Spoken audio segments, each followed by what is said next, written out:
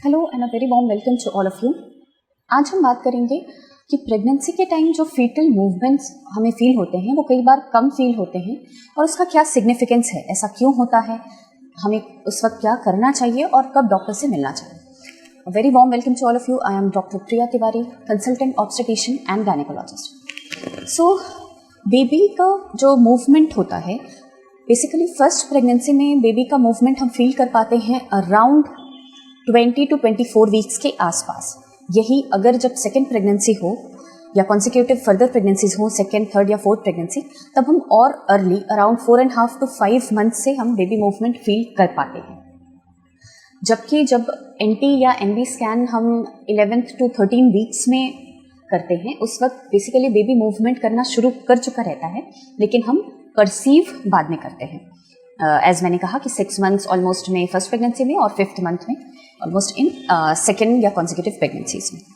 अब हमें ये देखना है कि बेबी मूवमेंट या फीटल मूवमेंट हम कब कम फील करते हैं या क्यों ऐसा होता है। जो सबसे फर्स्ट एंड फॉरमोस्ट रीज़न ये है कि बेबी हाफ एन आवर या 1 आवर का स्लीप लेता है जब यूट्रस में रहता है। तो सबसे मोस्ट प्रोबेबल रीज़न जो होता है वो यही होता है कि अगर हम मूवमेंट फील नहीं कर पा रहे हैं तो या तो बेबी सो रहा है, ये मोस्ट कॉमन यही रीज़न होता है। दूसरा मोस्ट कॉमन रीज़न होता है कि हमने ठीक से ध्यान नहीं दिया, क्योंकि किसी और काम में हम इतने बिजी थे कि हमने प्रॉपरली फिटस का मूवमेंट पे ध्यान ही नहीं दिया।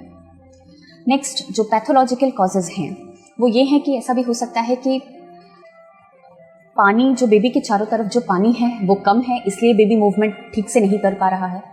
ऑल्सो बेबी ग्रोथ रेस्ट्रिक्शन है, बेबी प्रॉपरली ग्रो नहीं किया है, इसलिए भी बेबी का मूवमेंट कम हो सकता है। बेबी में जो ब्लड जाता है प्लेसेंटा से वो हो सकता है कि कम जा रहा हो, इसलिए भी बेबी मूवमेंट कम कर रहा हो।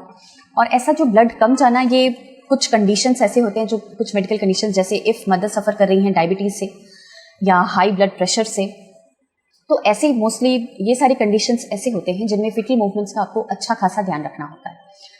ऑल्सो जो इम्पॉर्टेंट बात ये है कि फीटल मूवमेंट का ध्यान आफ्टर 7 मंथ्स या आफ्टर 28 वीक्स ही हमें रखना होता है, क्योंकि बिफोर 7 मंथ्स बेबी का वेट ही इतना अच्छा खासा नहीं होता है कि आप प्रॉपर बेबी मूवमेंट फील कर पाएँ, या अगर आप नहीं भी फील कर पा रहे हैं तो वो इतना सिग्निफिकेंट है कि आपको उस वक्त डॉक्टर के से मिलना है। लेकिन आफ्टर 28 वीक्स या आफ्टर 7 मंथ्स आपको बेबी मूवमेंट को ठीक से समझना आना चाहिए, बिकॉज अगर वो कम मूव कर रहा है तो आपको डेफिनेटली डॉक्टर से मिलना ही मिलना रहता है। ऑल्सो जो कॉमन कॉजेज़ हैं बेबी फीटल मूवमेंट कम, इसमें ये भी हो सकता है कि कई बार क्या होता है कि ओबेसिटी, जब फैट की लेयर, एब्डोमेन की लेयर काफ़ी मोटी होती है, कोई ओबीज पेशेंट्स होते हैं, तो वो अक्सर फीटल मूवमेंट उतने अच्छे से परसीव नहीं कर पाते हैं। ऑल्सो एक और रीज़न होता है कि जब प्लेसेंटा जो होता है वो एंटीरियर हो, आगे की तरफ प्लेसेंटा हो, तो वो बेबी मूवमेंट तब फीमेल्स परसीव ठीक से नहीं कर पाती हैं। लेकिन ये रीज़न तभी रहता है जब आपको 7 मंथ ऑफ प्रेगनेंसी हो, क्योंकि after 7 month of pregnancy baby इतना बड़ा हो गया रहता है कि आप उसका मूवमेंट प्लेसेंटा एंटीरियर हो भी तो भी आपको फील होता ही होता है। ऑल्सो जब बेबी का हेड इंगेज हो जाता है, मीन्स इन लेटर प्रेगनेंसीज, जब आप ऑलमोस्ट 38 वीक्स प्रेगनेंसी तक पहुंच जाते हैं, तभी भी क्या होता है कि हेड पेल्विस में एंटर कर चुका होता है और उस वक्त बेबी का मूवमेंट परसीव नहीं होता है या काफ़ी कम हो पाता है। तो ये सारे रीजंस, और अगर 38 वीक्स के बाद ऐसा होता है तो वो नॉर्मल कहलाता है।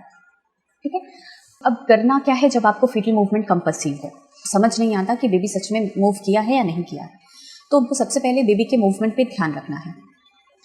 हर 2 घंटे में बेबी एटलीस्ट 10 बार मूव करता है, तो ये चीज़ आपको ध्यान रखना है।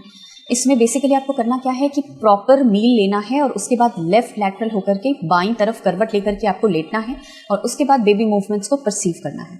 क्योंकि after food, after having lunch और डिनर या हैवी मील जो भी लेते हैं आप, उसके बाद बेबी मूवमेंट अच्छा खासा परसीव होता है, और वो भी लेफ्ट लैटरल पोजिशन में आप लेटेंगे तो उसको ब्लड अच्छा जा रहा होता है, तब उसका मूवमेंट आपको ज़्यादा समझ आता है।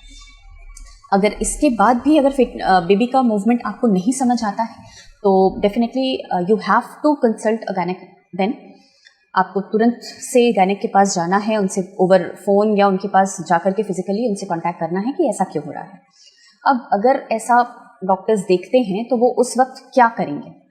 सबसे पहली बात, वो आपका एक अल्ट्रासाउंड कराएंगे। फीटल मूवमेंट पहले तो वो फीटल हार्ट साउंड चेक करेंगे, उनके पास एक छोटी डॉपलर मशीन होती है या स्टेथोस्कोप, जो भी उनके लिए डॉक्टर के लिए फीसिबल हो, उससे वो फीटल हार्ट साउंड चेक करेंगे। उसके बाद वो मे बी आपका एक अल्ट्रासाउंड विद कलर डॉपलर करा सकते हैं। कलर डॉपलर मतलब कि बेबी को कितना ब्लड जा रहा है, प्रॉपरली जा रहा है या नहीं, ये करा सकते हैं। और थर्ड जो कराएंगे वो है NST, नॉन स्ट्रेस टेस्ट होता है। वो एक्चुअली 20 मिनट तक आपकी बॉडी में फीटल मूवमेंट और फीटल हार्ट साउंड परसीव करने के लिए एक बैंड टाइप का एक छोटी सी मशीन लगा के रखेंगे और एवरी 20 मिनट्स वो वॉच करेंगे उस मशीन में कि आपका बेबी का मूवमेंट और फीटल हार्ट साउंड और यूट्राइन जो कॉन्ट्रैक्शंस आ रहे हैं वो कैसे हैं, ताकि ये पता चले कि बेबी में कोई सिग्निफिकेंट प्रॉब्लम तो नहीं है। सो आई होप मैंने मोस्ट ऑफ द क्वेरीज आपके सॉल्व किए होंगे रिगार्डिंग लेस फीटल मूवमेंट या लेस बेबी मूवमेंट। मैं ऐसे वीडियोज़ अपने चैनल पे बनाती रहती हूँ। If you are interested, then you can subscribe my channel. I am Dr. Priya Tiwari, consultant obstetrician and gynecologist. Thank you so much.